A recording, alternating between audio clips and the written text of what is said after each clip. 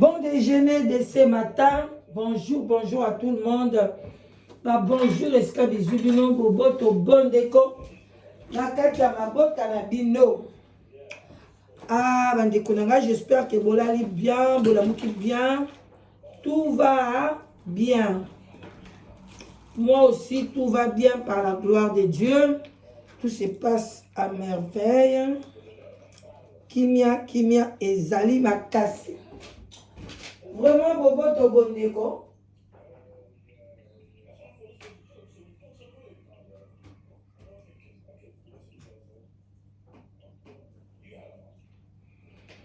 Boboto bondeko na bandeko na biso nyonso ya catholique.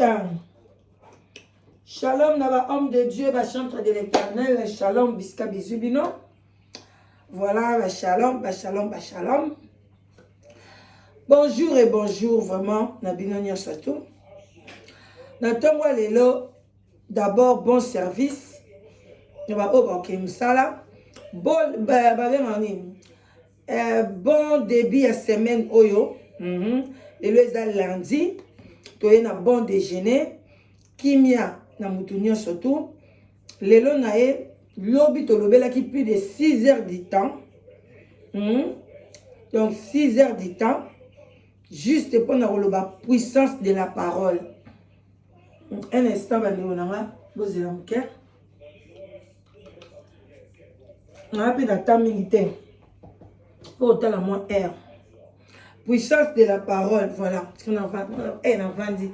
Voilà, puissance de la parole. Tu as la puissance de la parole. Dans le sens nini, binomo boyebi, lobi to lobele makambo ebele, la puissance de la parole.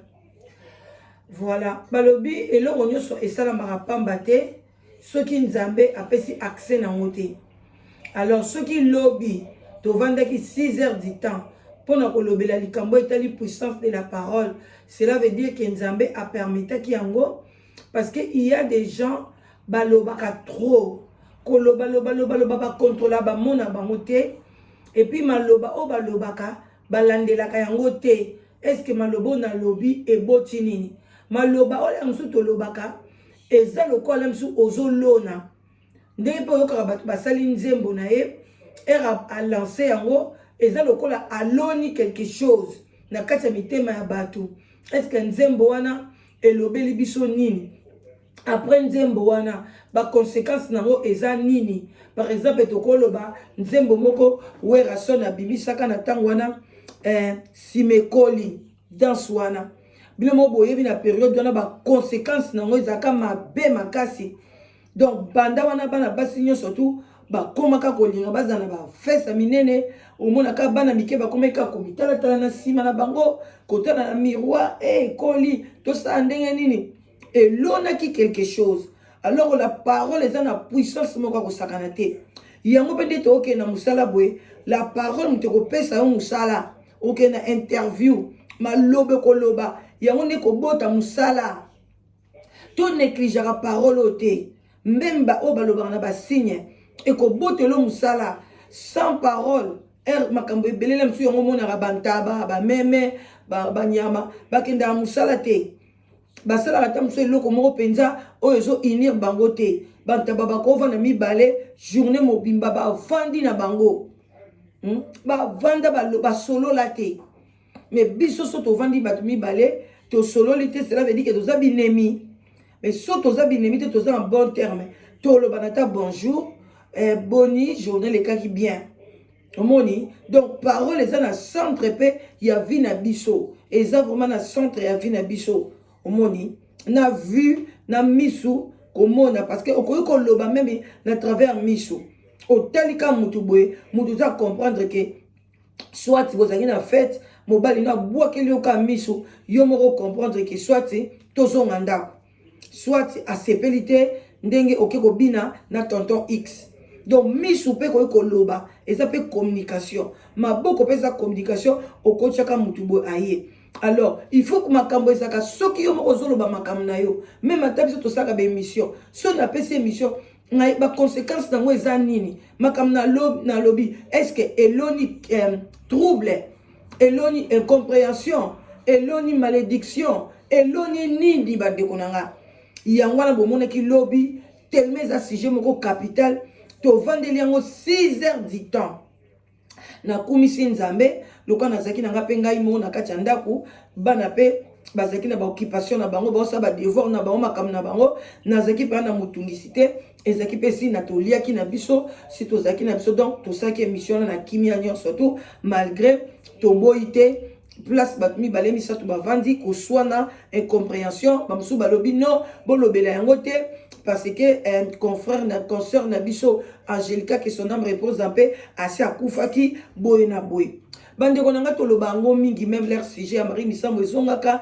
même sujet bawei biso tozalaki 20e anniversaire ya grande sœur na biso kombo na ezongaki bafoto na ezongaki oyo asalaki biso ya bolamu tolobaki ndenge mpe azalaki le mosusu compliqué tolobelaki yango cela veut dire que mutu bokoki kobosana ye ka ndenge wana te so babi te que son âme repose babi bien son âme repose en paix lakisi ke Angelica kufa tobwaki ye tokundi ye esili maloba nyonso ya mabe oyo elobanamaki tout autour ya Angelica mpona ememe na liwa tokoloba yango lisusu te bolamu na ye tokoloba yango susu te mabe oyo ye asalaki mpo te bato balobela ye mpe mabe tokoloba yango lisusu te tokoyekola ndeni tokoyekola ndeni Angelica azalaki mutu ya public azalaki na deux familles famille biologique na famille ya YouTube soki famille biologique na ye babi que son âme repose en paix balingi su koyoka likambo Angelica te eza problème na bango mais biso famille ya YouTube so tomoni ke non bamaloba oyo balobelaki Angelica ekokisamaki bato mosusu babimi lokola bawama taku baye lisu na même maloba ya mabe biso siko tosani totelemeli yango siko tokolobani tokosani tokozongisa maloba ya Angelica oyo balobelaki ye na kotia mai na monoko te jusque là moto alobaki yango toyokaki na monoko ya mama pasa oyo audio ebimi pour le moment toyebi ke bato balobaki ta mosusu ebele toyebi te mais oyo nga na zwi tant que policière de la presse ezali oyo mama pasa alobaki yango tozona koloba est-ce que maloba oyo mama pasa alobaki yango nde ekokisamaki ou bien Satan ayaki koyiba maloba ya mama pasa asali nini a exécuter ndeko na biso ou bien ezali kaka coïncidence ou bien ezali ke Satan asalaki ke asimisa mama mapasa touche azalaki na groupe moko o ye moko ta musu ayebi o babandaki kosolola ke aya mwa musu na zana zemi akotala akokufa ayokaki lisolo epai ya mutu oyo ye atiaki na mutu na ye ntango amoni ke eyoma eye mpona ye ndeko na biso abimisi yango ekozala mpe ndenge wana azalaki na mutu moko mwana mwasi mwanda osola na ye bien oyo banda oloba nde mwana mwasi naza na zemi tokotala akokufa akosimba mwana wana te ndumba wana boye na boye toyebi te alors bandeko na ngai bolinga kokata makambo na macheti te soki omoni ke son âme repose un peu olingi koyoka te osote sujet okende na sujet mosusu kolinga te mais kolinga te oyo yo olingi mokili mobimba parce que l'actualité nyonso elekaka même na ba BBC na ba TV5 moto za par rapport ani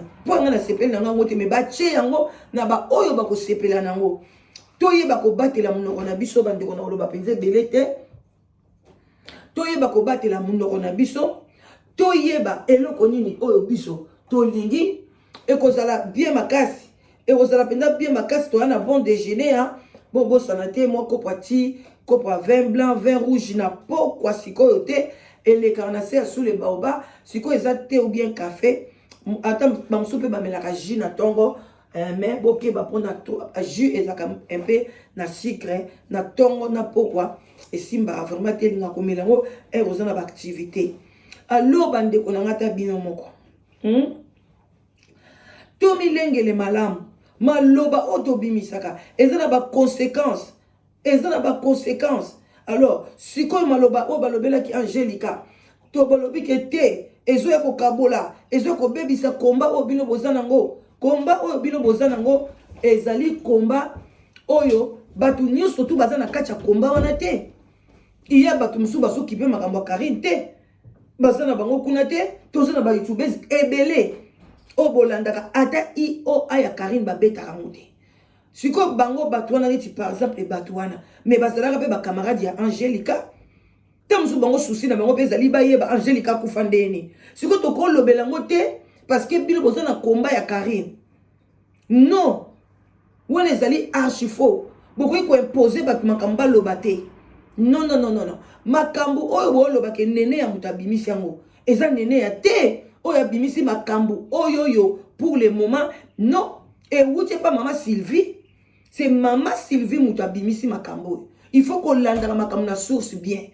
Ngai nene on na yebiete na ngaka ko lobela makambu na été. Soki na zoki likamne na zoki kaka audio mama pasa lobaki pona mbala liboso ngai na yo kango. Ngape en tout cas bande konanga si maman mapasa ye na chaîne nanga batu nyoso batelemela mama mapasa na chaîne nanga ba boya ye balbila danos ko yamba ete akota ka te bloqué ba benga tina ba privé bon j'ai la moi muké et là on est sur son appel bien que dans ça l'émission nino bande robolimbisi na bosa ikuti mo muke esika na zalaki bona mekana kozonga likambo oyo bande konanga ezali que mama Sylvie mutu ayekola musali likambo oyo et puis to beteli maboko soka la musi yango eza pamba te. Cela veut dire que nzambe muta permettre yango nzambe nda permettre yango ke aloba likambo oyo azoko insister boko boma ngai te na la Chine ndenge boboma ki Angelica. Tant on ko moi ça zo ko insister ndengwana ye moko pe mama la Chine aye ko zonga lobi to na to boma ki Angelica na ko boy ye aye ko loba ngona ndenge na ye moko ndenge ka boye bia sala ka teti kuna pe nani asaidi di abimisi audio nango ndenge mama mapasa pona le msuba sauver maman de la Chine biso télévision tout ça ba chinoise te to ça pe ba zozo te ngana ya ko sala ba analyse na ngai na ni chinoise ni zozo na ka ko pesa ba conseil oya lingi soki Karine ko yamba conseil soka ko bonga abongi soka ko bonga na été étalier mais na ye na bitumba te na sana komba moko te na zo bunda pona mutu moko boye na bundisa ye na sale boye ngana ya ka ko pesa na ngai conseil s'il vous plaît nazali anti makam nyoso Karine sala kadaza anti makam na eza malamu te yango na opesa conseil pona ba oyo baza kuna ba ke baza esika malamu te mais nazala bitumba moko te na so combattre batu boye te on a kende boye on a ki mana sala marche na non wana ezanga été. Alors quand moi je fais mes sujets boya ko contredire batu te to lobate to zana bitumba moko boye to gagner bino bokansi to bitumba ngo soki na so souhaiter bonne chance. Oh bon parce que oh ya bino ezalo ko bakanga Karine basala bo oui parce que pour nanga en tout cas oh ya Olga no linga Karine ke na justice ba s'expliquer so ba kosuka wapi basuki wapi mais oh ya bitumba oh ezaka kaka envoie ki boy combat yango bo bundango combien d'années ba pekisa ba musique ba nini tout ça bon même combat oh tito comme bakoko te mais biso sko to sa nini to zo ba sujet ngana ozo ba sujet nanga o ngana sepeli na la musana ngona communauté conscience o ya konzima andimi yango bande konanga pona kosukisa mama Sylvie mutalobaki azo ko insister ngo azo ko insister yango cela veut dire que il y a quelque chose qu'on doit suivre là-bas to yeba mama Sylvie yo utaki kuna 6 ans pona nini ozo ko insister que Angelica balieke na la Chine alors que malobe bimaki na munoko mama pasa relation ni ezalaki na tangwana yimda ko yebisa biso suki mama pasa lobaki yango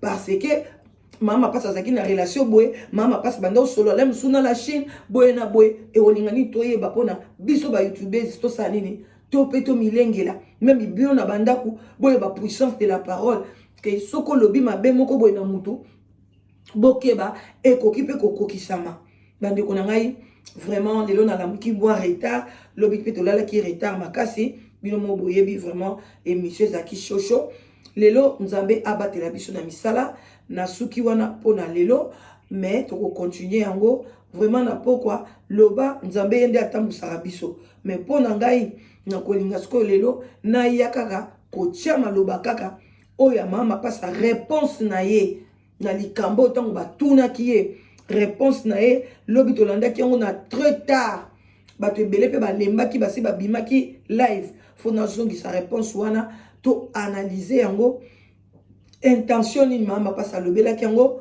pourquoi alobelaki yango, ekozala bien makasi. Soki mpe na ozwa courage ya kobenga ye en tout cas akota na live na biso ou bien tosolola na ye ekozala mpe eloko ya malamu. Vraiment botikala malamu, bo partager émission, bo like yango, vraiment de bonnes chances hein? Et puis na ba oyo bazoluka musala, et puis bon service na ba oyo basalaka, et puis ba langage ya bien na kati ya musala. So ozoke na interview yeba déjà biloko ni bakotuna yo personnalité na yo, eloko ni osalaka na temps na yo normal, vraiment koloba te secret. So batunyo na musala na temps na yo babenga ngo tani ya di na temps libre na yo, par exemple osalaka nini koloba te ke yo talaka TV ngana linga kotala YouTube. Non non non non, loba kotanga journal, shopping, kokendo tambola na ba park, na linga kobeta guitare, na kendaka sport. Koloba te ke yo linga kokota makambo na YouTube bazwa yo te. OK? Otika madame. Bye bye. Voilà, je vais prendre mon thé de détox le matin.